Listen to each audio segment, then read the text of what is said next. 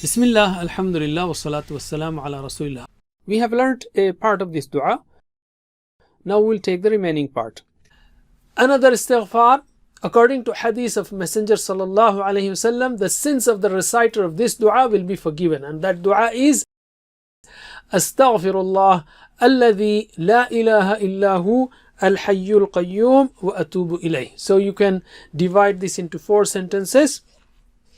That is Astaghfirullah alladhi la ilaha illahu al-hayyul qayyum wa atubu ilayh.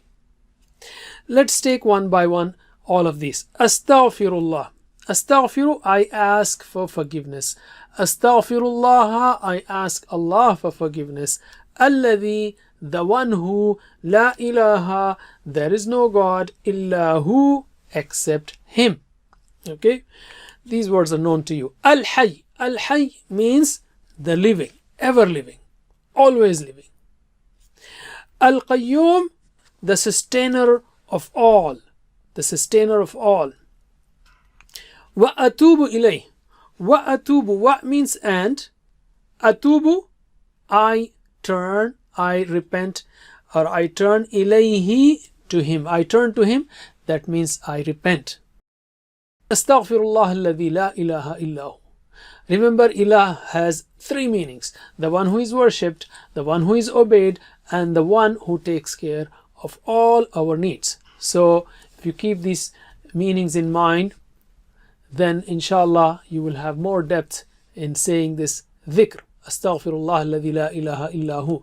Al-Hayy. Al-Hayy means the one who is ever living. He was, He is, and He will always be. None was before Him, and He does not have an end.